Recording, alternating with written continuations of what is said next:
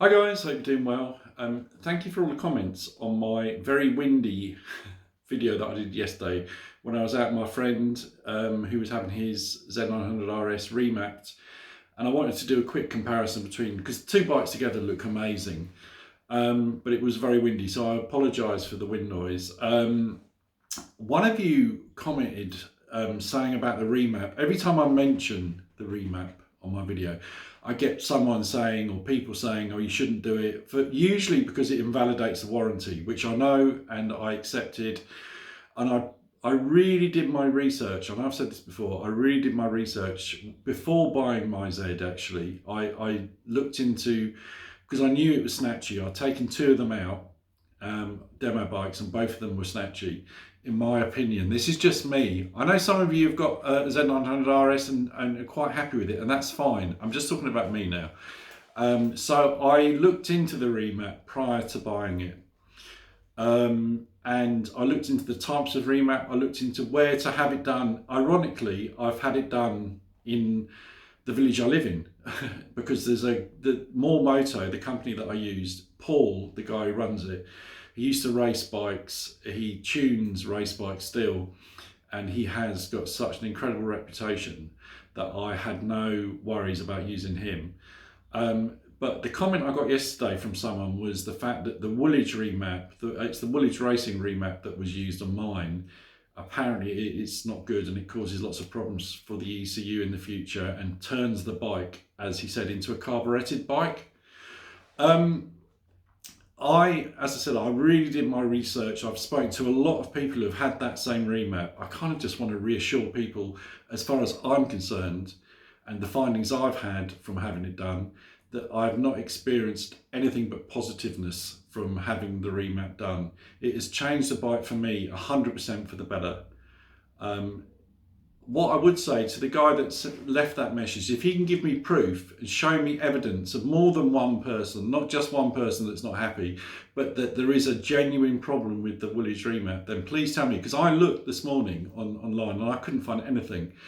In fact, the opposite. I found positive reviews about the Woolwich remap, and there was one guy that I spoke to when I bought the bike that had the Woolwich remap done, and he'd done 25,000 miles since having that remap done, and he'd had zero problems, and he said it was the best, whatever he spent on it, it's the best money he spent. So I feel the same. It cost me 400 quid, and it was the best £400 I've spent on a motorbike, without a shadow of a doubt. But if you've got further evidence, and not just, it's like, I was talking to a friend about this today. It's like standing on a busy road, wanting to cross the road, and then someone comes up to you and goes, no, don't cross the road here. 3 years ago, someone crossed the road exactly where you were and died. And I said, yeah, but look at all the people across the road. No, just stay on this side of the road. That's not enough for me. If there is a problem with that remap, I want to know proper evidence, not just one person that's not happy with it. Because if there is an issue, I've had mine done and there isn't, as far as I'm concerned, but if there is, I would happily talk about it on my channel. But I cannot find any evidence to say that the Woolwich remap does bad things to your ECU. He said something about it stops the ECU from learning, and I don't quite understand what that means. But all I can tell you, from my point of view, is that it has made a huge difference. And without a shadow of a doubt, if I hadn't had that, if I wasn't able to have a remap done on that bike, for one, I wouldn't have bought it. But if I had it anyway, I would have sold it by now. And now, and I keep saying it's a keeper. It really is a keeper. So yeah, that's what I wanted to say about that, because I think it's quite important, because it is a big deal to have a remap done on your bike, because it does invalidate the warranty. And you have to be sure that what you're doing and spending your money on is beneficial. For me, it definitely was. And for a lot of other people that have had the same remap, it definitely was. But I get some people don't even feel that they need a remap on their bike, and that's fine too. I don't push to don't have a remap if you don't feel you need one. But if you're struggling and think, oh, this is a bit snatchy, or the engine braking's a bit too much, as far as I'm concerned, and going by the experience I've had with my bike and my remap, it's like night and day. It really is. So that's what I'll say on the remap. I won't talk about the remap again for a couple of months, I promise. The next thing I want to talk about, it's shocking. It's shocking. I went round to a friend's the other day, and he said to me, "Do you want to sit on my wife's monkey?" And I said, "Yeah, but will we still be friends afterwards?" Oh, if you can't make yourself laugh. So my friend's wife has got a Honda Monkey. Now, I've talked about the Honda Monkey before, and I know there's a couple of you that watch my channel, Big Rodders from Ireland and Z Charlie. Both of you are big guys. I think you're both my height, and you've both got monkey bikes and rave about them. And I have to admit, although I really love the look of them, I didn't really get it, because I'm thinking I'm massive and I swamp most bikes. So to have a teeny tiny little bike, I wouldn't be able to even ride it. Well, anyway, when my friend offered me to sit on his wife's monkey, I thought, I can't say no. So I did, and I have to say, Honda have done some sort of wizardry or something. I don't understand, because I sat on it. For one, the seat, and I think Big Rodders said this to me, the seat is so comfortable. It's shocking. So comfortable. I mean, it's only a one-seater. You can't get your other half on the back, but I suppose you wouldn't really want to on a little 12.5 horsepower bike. But comfort-wise on the seat was incredible. But the thing that shocked me was the fact that the bend in my knee was less than on my Z900RS. It was mega comfortable. I couldn't believe it. And the other thing that shocked me was I was sitting on the bike thinking, wow, this is so comfortable. And it didn't feel, when I was holding onto the handlebars and looking down at the instrument cluster, it didn't feel tiny. It felt like I was on a smallish bike, but not on a ridiculously small bike. And yeah, I was shocked. And I have to say, it has opened my eyes even more, because I do think I have a monkey space in my garage. I mean, you've got a monkey space anywhere. He's got his in his conservatory. I could have mine in my conservatory. I could put it in the new summer house that we'll build one day when my back's better.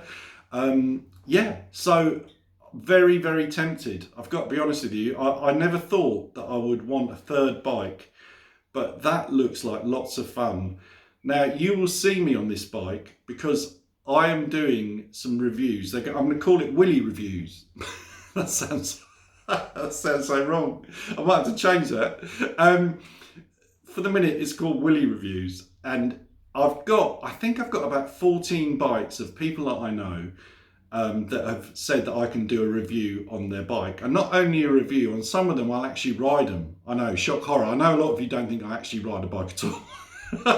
So you'll actually see me ride some of the bikes, not all of them, but some of them. And I will definitely sit on all of them. And I think it's good for the taller rider. I've always looked at videos from people that are taller, because it gives you a good idea on how it looks and how it might feel.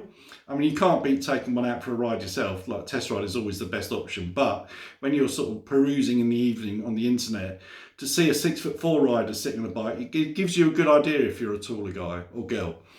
So I have got a lot of bikes lined up. I've got 5 Royal Enfields. One of them is my dream Royal Enfield. It is the bike I really want. It's just stunning. It's not old. It's one of the newer ones, but it is stunning. But I've got 5 different Royal Enfield models that I'm going to be reviewing. I've got 2 Triumphs. One of them is the Street Twin, which I think is one of my favourite Triumphs. If you could blow that up and make it half the size again, because it is quite a small bike, I'd have had one of them, because it's got the 900 engine. It looks stunning, but it's just too small for me, but still a lovely bike. When I come back in my next life, I'm going to ask if I can come back a little bit shorter, because it would mean I could ride any bike. So a couple of Triumphs. I've got a Moto Guzzi V7, which I've never ridden before, but I've sat on. And also I've got Harley Davidson Fat Bob. 2012. My mate has owned it from new. He's probably spent the same amount again on doing things to it. It looks incredible and sounds incredible. I mean, put on your earplugs because it is loud. And when I spoke to him about it, he said, I'll only let you do a review on it if you promise that you ride it. Because he's always been on at me about riding it. And I've always felt a little bit cautious about not riding it. But I will ride it because I want to do a review on it. And it is such an incredible bike. So that would be one of them. And there's a few more, but I've got a couple of modern classics as well. So I've got a Suzuki Bandit 1200 that my mate's recently bought and he's doing up. Now, back in the day, I had a Bandit. I think two of my mates had a Bandit. It was a really popular bike. They were everywhere. The 600, the 650, the 1200, the 1250. They were everywhere. Now you don't see them at bike meets. If I ever see one, I always stop and look at it because I still think they're great bikes and they look so good. I really love them. So I'll be definitely doing a review on that. He's only just got it, so it needs work, but I'm sure you can see past the little rusty patches. And the other classic, or modern classic, is a 25-year-old Kawasaki muscle bike. My God, this bike, I sat on that the other day, and what a beast of a bike. I mean, the crazy thing about that bike is that it looks huge. It really does, it dwarfs the Z. The Z900RS looks small next to it. But when you sit on it, the pegs are really high and it feels quite cramped. But what a beast of a bike. Can't wait to do a review on that. I don't think I'll be able to ride that one. But I'll definitely do a walk around and sit on it and show you because it is a beautiful, beautiful bike. So yeah, so that's all to come, guys. So hopefully you will watch those and enjoy those. I don't do it for the views, as you know. I'm not trying to make a YouTube career, but I really enjoy things like that, and hopefully you'll be on board with that. Speaking of talking about my favourite things, I spoke to my my friend Rob's daughter this morning.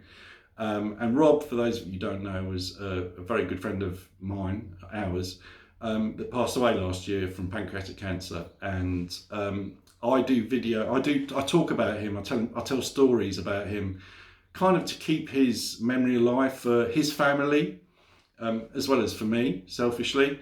And they love it, so I'll continue doing it. And his daughter told me about a story this morning, and I thought, oh, I've got to say this one, because I remembered it. As soon as she said it, I remember Rob saying it. So this, I don't know when it was probably back in the 90s. Rob used to work in Soho. I think I've mentioned that before. And at lunchtime, he used to go to not a sweatshop, what they call a sauna, a male-only sauna. I mean, how dodgy does that sound? But anyway, a male-only sauna. And there were these little sauna rooms, and there was like 4 people, I think, in there, or 3 people. And you just go in there with your little towel on and sit there for half an hour sweating. Anyway, he went in there and there was 3 other guys, and Rob he was so sociable. He would talk to anyone, and he hated silence. He always wanted to find out about people and stuff like that. So he walked into this little sauna, sat down. There were 3 other guys with their little towels wrapped around them. And he turned to the guy to his left and he said, "Hello, mate, what do you do?" And the guy clearly didn't want to speak, and he said, "Oh, I work in the bank across the road," and then put his head down.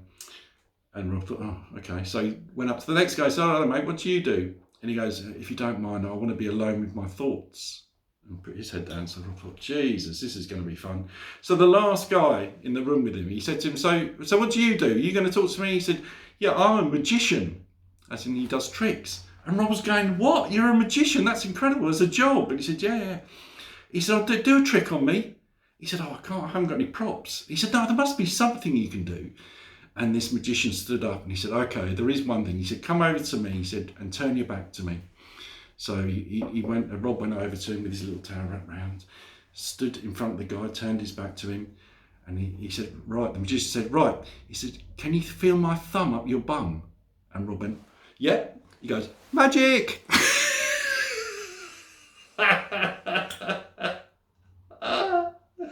Oh God, that's a joke. And I had to lie a little bit there. It wasn't a Rob story. It was his daughter telling me that was one of his jokes that he used to tell. And that's how he used to tell it, making out that he was going to lunch. So I had to do it the way that Rob did it. I should have said beforehand it might be a bit rude. I'm sorry. Anyway, guys. Yeah, so I'm very excited about the Honda. I keep saying Honda Hornet, but it's not the Honda Hornet, is it? The little Honda. The only thing that is in my head a little bit is that I really want to try a Honda Dax, which is the sausage dog Honda, because that's got 2 seats, and I wouldn't want my partner on the back particularly, but I kind of feel that maybe I could sort of slide back, although I don't really feel that I need to. Yeah, so guys, thank you so much. There'll be lots of videos coming up because this is very good for my mental health. It really, really helps me chatting to you guys, and yeah, it's really good. So thank you for all your support, and I will catch you on the next video. Right safe, guys.